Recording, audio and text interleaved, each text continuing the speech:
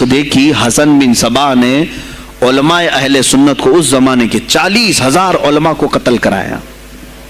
یہ وہ زمانہ تھا جب بغداد کا حال یہ تھا کہ نشہ زیادہ ہو چکا تھا، علم دین کے مراکز بند ہو رہے تھے اور علماء بولنے میں ہچکچا رہے تھے، ڈر رہے تھے، اور سلطنتیں آپس میں ایک دوسرے سے ٹکرا رہی تھی. جو خلیفہ بیٹھتا وہ نہایت عیاش قسم کا خلیفہ آتا تھا. اکثر خلیفہ عیاش آئے، ان کے حریم میں، ان کے حرم خانے میں، یعنی ان کے محل میں 40 عورتیں ہوا کرتی تھیں جن کے ساتھ وہ وطی کرتے، جمع کرتے.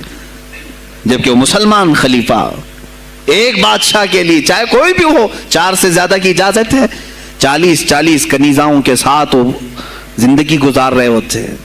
اس میں عیسائی بھی ہوتی، یہودی بھی ہوتی، سب قسم کی ہوتی. یہ خلفاء کا حال تھا. تم کیا کہہ رہے ہو ہمارے زمانے کو؟ ارے حالات برے ہیں، حالات برے ہیں. ابھی اور میں بتاؤں کتنے برے حالات اس زمانے میں تھے. علماء کو کوڑے مارے جاتے تھے اگر بولے. ارے شیخین کا نام لینے پر پابندی بغداد میں لگ گئی ہو، اس سے بڑا اور ظلم کیا ہو سکتا ہے؟ سیدنا ابو بکر صدیق، حضرت عمر کا نام لینے پر کوڑے مارنے لگائے جاتے. ایسے حالات میں شہنشاہ بغداد سیدنا عبد القادر جیلانی بغداد آئے ہیں جب آپ کی عمر صرف 18 سال کی تھی. 18 سال کی جوانی میں آپ نے ملاحظہ کیا، حالات کو دیکھا، تعلیم حاصل کی بڑے بڑے اساتذہ سے.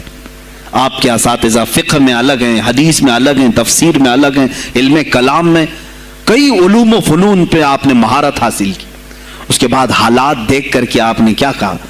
یہ اب یہاں سے میں ہر ایک عالم دین کے لیے بشمول من میرے لیے نصیحت سمجھتا ہوں. غور سے سن لیں.